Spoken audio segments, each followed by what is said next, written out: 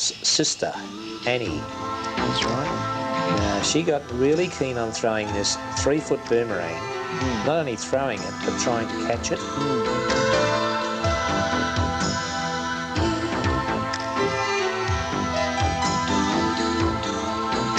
I love her little leap as she throws it into the air.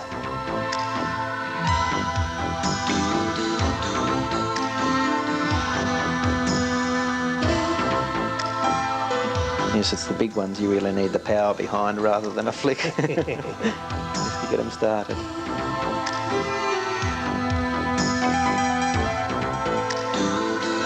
She got a great kick out of throwing this one. Here's Robbie Kroll's early MTA boomerang. Just think how they've changed today. Yes.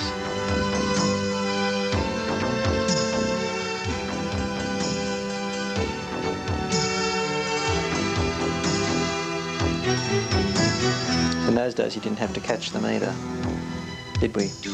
That came when? Yeah, I think we did have the catch. At that time, when we first started, we didn't have the catch, but I think very soon it became the catch had to be there.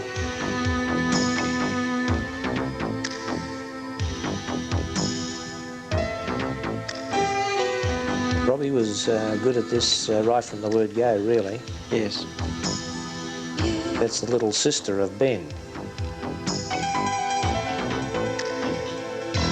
Of course, one of the great things about a competition day is the sitting around and talking to the other throwers about boomerangs. Jackie Byam now giving us a little demonstration of his style. Jackie's famous quote always was that I'll land this on top of my head. I'm not sure how big the head was, but...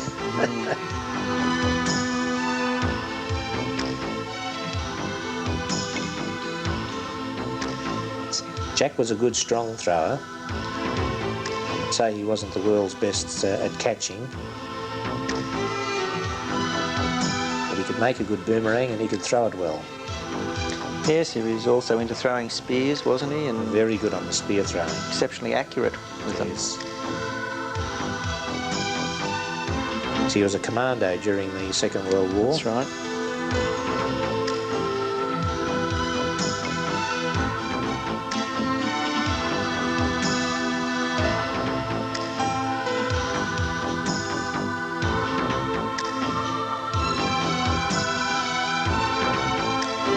That's just where we had all that space down there, because I can remember it was one of the few places where we could actually have some warm-up grounds. Yes. It's always a problem.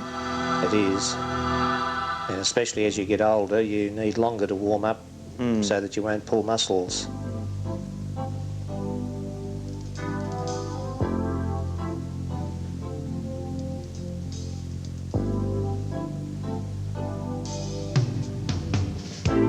Finally got a catch. I think he was happy with that.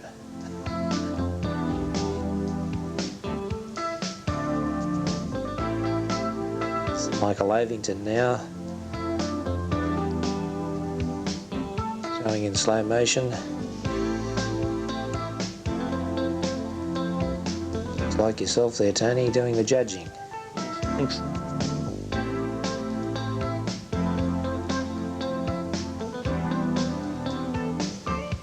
Right near the middle. Yes. Morris again. There's Morris. Slow motion, and there goes that hand.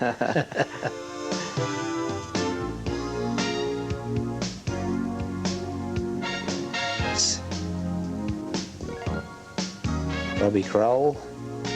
Perhaps another. This was, I think, the consecutive catching competition. I think I came in second here. Robbie went on to break the record that day. Wouldn't have been long after that that we decided that consecutive catching had its day. Came up with other catching competitions. It used to take so long to do. Yes. This was a Captain Cook's hat-shaped boomerang that I made myself. Fairly solid plywood.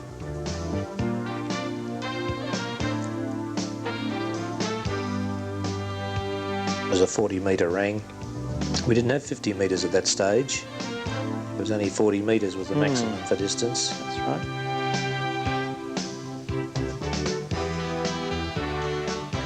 Of course, the presentations, we always try to get someone of note if they can to present the prizes. I think this was the local Lady Mayor that was giving out the prizes this day.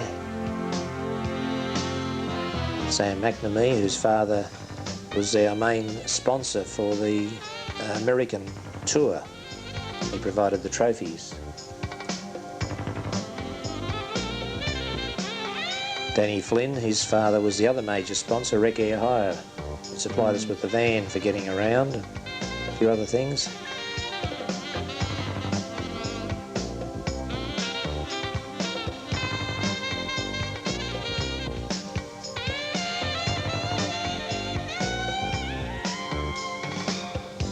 Makes the trip from Sydney worthwhile, doesn't it, when they go home with something? That's right, yes. Robbie Kroll might have had a haircut since then.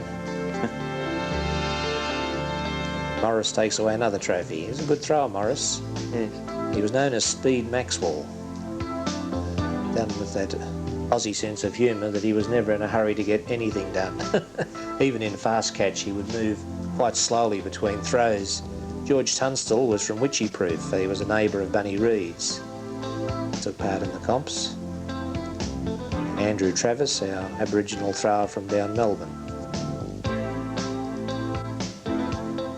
Another good thing about Albury, it was fairly central to 3 states capitals, wasn't it? It was. It's Tony Butz in action for fast. Oh, this is your doubling. That's right. Yes, most of the early days of doubling.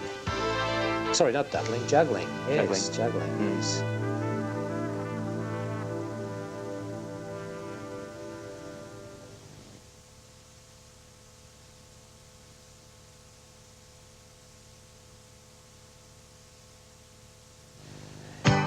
Yes, the national championships this year coincided with a big air display.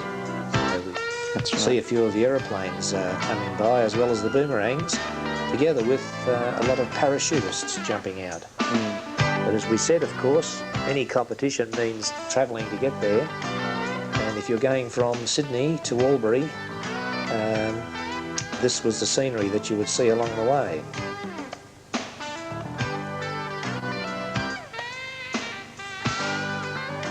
A few small towns with service stations to fill up the car or to get some food.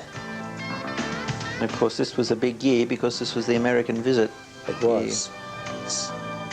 Yes, in November of this year, the Americans came out.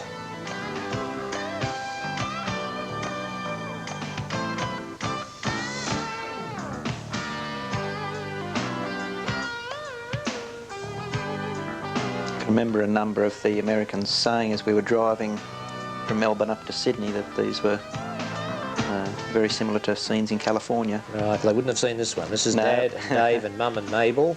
And we even put a boomerang in Dad's hand for the occasion. That's actually a whistling boomerang made by Bunny Reed. Snake Gully. Snake Gully, yes. At Gundagai. Just outside Gundagai. The dog sat on the tucker box 9 miles from Gundagai. And there's the township of Gundagai itself, which you pass through.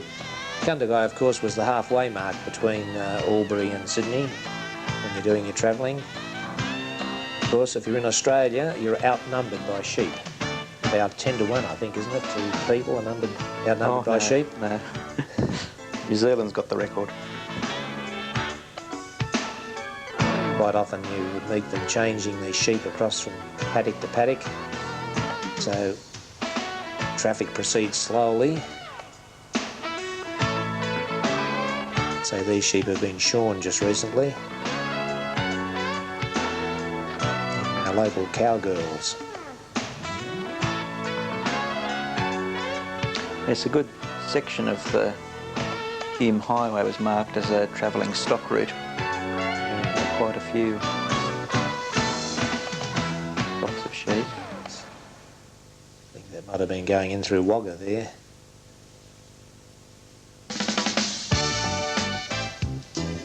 There's the Rock. The distance and the Rock, Huron Creek.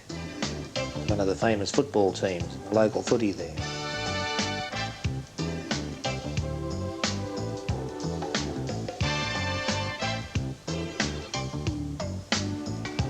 rocketing past the rock. Yes. We've got a willy-willy coming Looked up like here. it. Little small tornado going across a paddock. We'll see that a bit clearer in a moment. But this is the hot time of the year, of course. We were saying it'd be great to put an MTA up just there. Yes.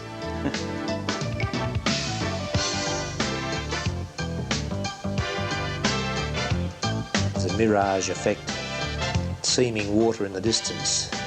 And we come to the town of Baruga, where the 1988 World Cup was held. Peter Byam has his Boomerang factory. Morris Maxwell, one of the local natives. Now Bunny Reid, real typical bunny throwing form. Yes, a very characteristic low throw. Gary Durant. Interesting boomerang. Yes. Good supply of trophies again from our sponsors.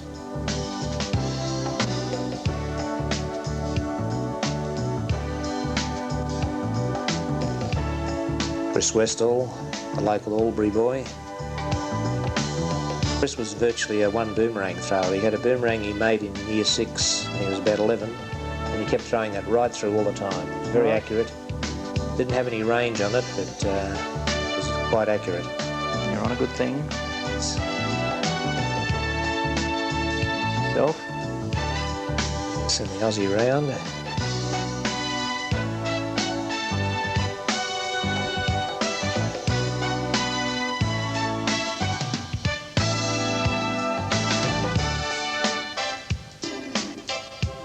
Slide the back foot in, pick up those points. Have to know all the tricks. Yes. Well, of course, I think it was Chris Ensgen that started the stunt of not only doing that, but leaping in the air and That's right. catching it in mid-air and landing on the next circle in. Quite correct. Of course, the trap can be, when you do that, you get so distracted by the jumping that you miss your catch. Yes, and with the visit by the Americans only a few months away, we were getting very particular about rules, weren't we? Because we had to have them fixed. That's right. Yeah, great foursome there. You read the two Janetskis and Bob Burwell. There's a typical Tony Butz throw. This is the one.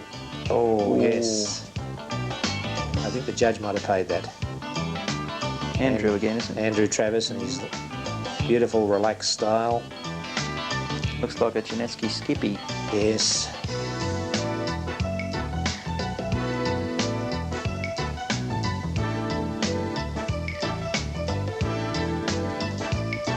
Good reflexes. Yes, very good.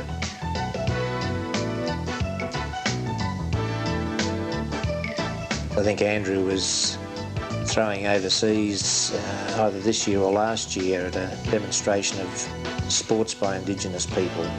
Good. But then took his son across. So he's kept it up then. He's still kept it up, yes, a little bit. Dennis Maxwell's one of the other great people in the story of the Boomerang Association of Australia. There's a lot of parachutists still coming down. Watch our competition. Yes, that's right, dropping in on Dennis's throws. But Dennis has been a great organiser of international competitions and of local competitions. A very steadying influence, I think, amongst all the throwers. Yes, I'd agree.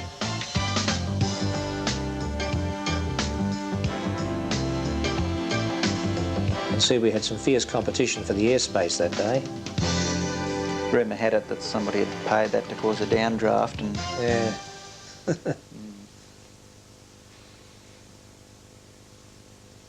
And he catches the helicopter. Yes, yeah, here's Bunny Reid throwing his 3-foot boomerang and trying for